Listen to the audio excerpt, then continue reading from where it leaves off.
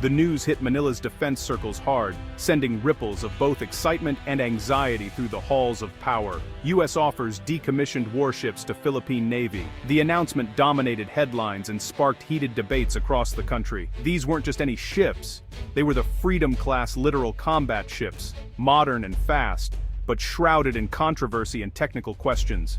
For the Philippines, with its vast, vulnerable coastline and mounting pressure in the West Philippine Sea, the offer was electrifying and deeply divisive among military planners and politicians alike. The Navy's current fleet is aging, mostly W2-era hand-me-downs that struggle to keep up with modern threats and regional rivals. On paper, the LCS would be a leap forward, promising a new era of capability and deterrence for the Philippine Navy. Advanced sensors, high speed, and American pedigree, tempting features, but not without significant baggage and operational challenges. The Freedom-Class is infamous for mechanical failures and cost overruns, with maintenance issues that have plagued even the U.S. Navy. The U.S. Navy is retiring them early, a red flag for reliability and a warning sign for any potential new operators.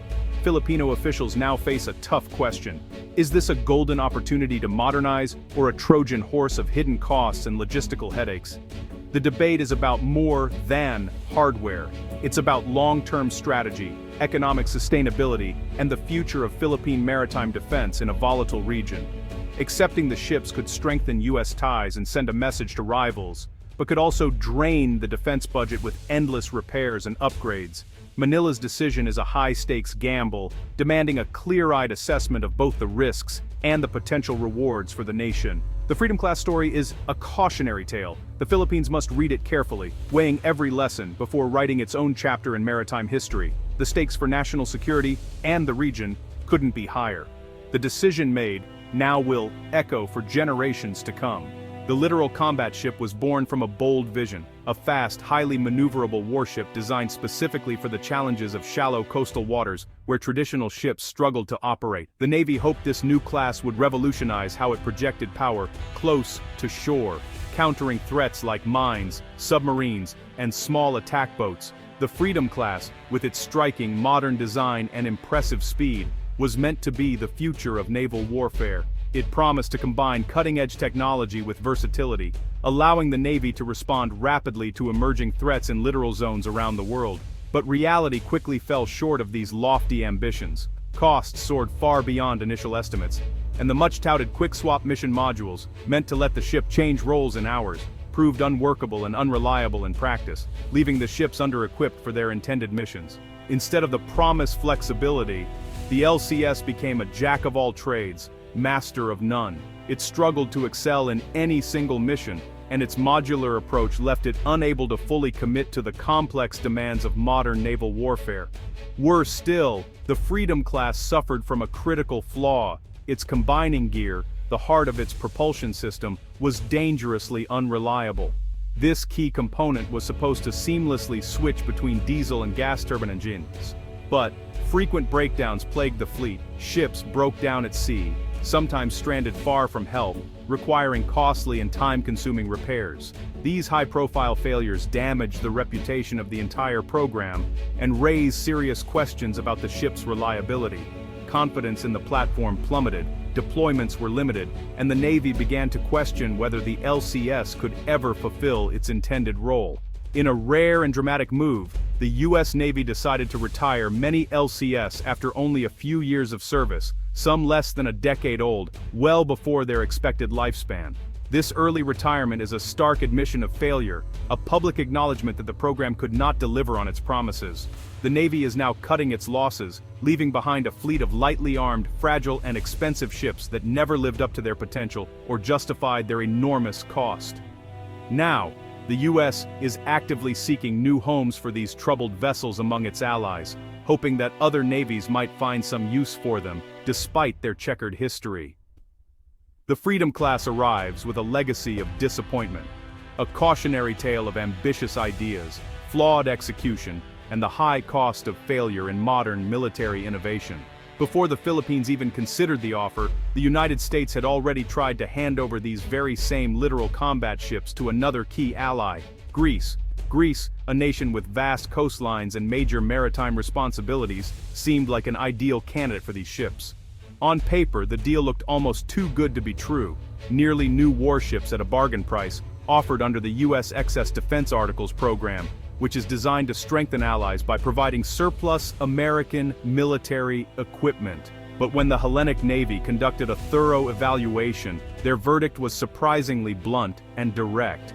The Greek Navy officially rejected the offer, pointing to the LCS's notorious reliability issues, especially chronic problems with their propulsion systems, which have plagued the class for years. For Greece, whose ships must operate in rough seas and respond quickly to emergencies, the risk of frequent breakdowns was simply too high for their demanding patrol needs. Operational and maintenance costs were another major deal breaker, as the LCS is known for being expensive to keep running.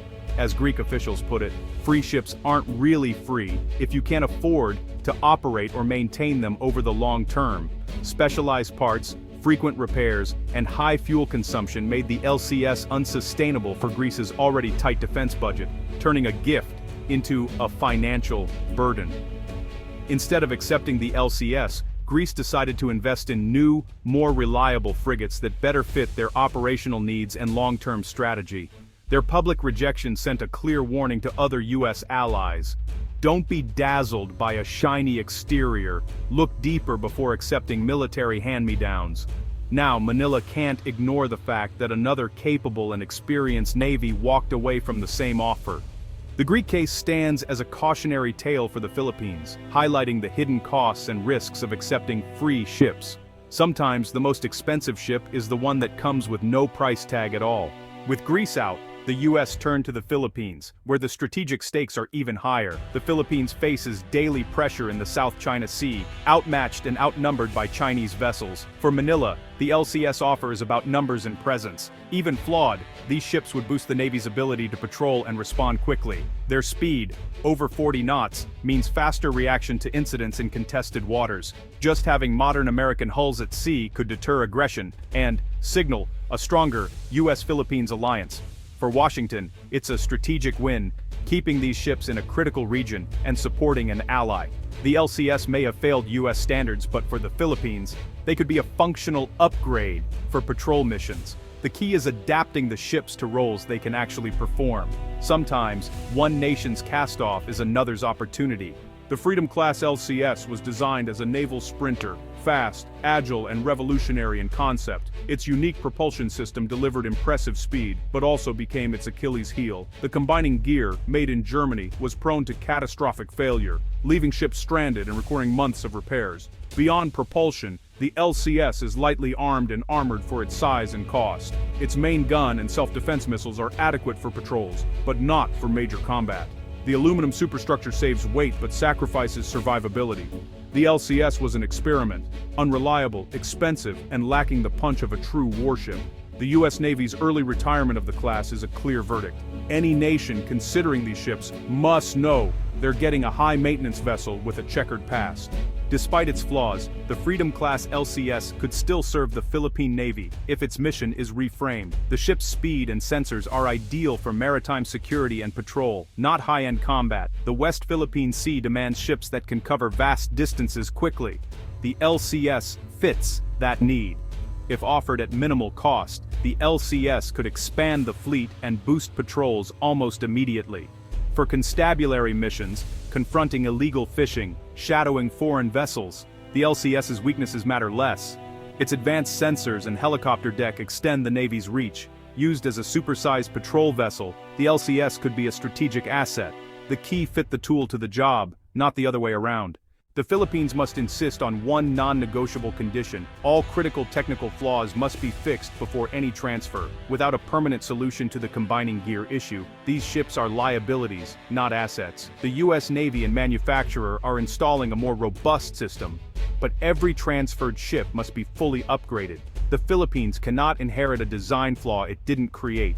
Beyond propulsion, a thorough overhaul, regeneration of all systems is essential. Only then can the Navy trust these ships at sea. The deal must include clear guarantees, warranties, and proof that the fixes work. Without these, the risk outweighs any benefit. The dream of a stronger Navy could quickly become a nightmare of endless repairs. The fix isn't a detail, it's the foundation of the entire deal. No compromise. The ships must work as intended, or not at all. A successful transfer is more than hardware, it's about partnership. The LCS is far more complex than anything the Philippine Navy has operated. Extensive US-led training and long-term support are essential. The US must provide spare parts, technical assistance, and embedded advisors to help the Navy master the platform. This transforms the deal into genuine capacity building. Joint operations and exercises would strengthen the alliance and improve interoperability. For the US, it ensures its former assets support shared security interests. The ideal deal is a comprehensive package: fixed ships, training, logistics, and ongoing support. Without this, the Philippines risks inheriting a problem it can't solve alone. In the end, accepting the Freedom-Class LCS is a calculated gamble for the Philippines. The risks are real: unreliable ships, high costs, and the Greek rejection as a warning. But the rewards, modern, fast warships at minimal cost, could transform the Navy's capabilities. The key is in the details. Insist on permanent fixes, secure robust support, and use the ships for patrol, not combat. Managed wisely, the LCS could be a cost-effective boost and a symbol of a strengthened US-Philippine alliance. The decision demands bold leadership and shrewd negotiation. If handled right, it could be a masterstroke for maritime defense. It's a gamble, but for a nation on the front lines, it might be worth taking. The future of the West Philippine Sea and Philippine sovereignty could depend on it. The next chapter is Manila's to write.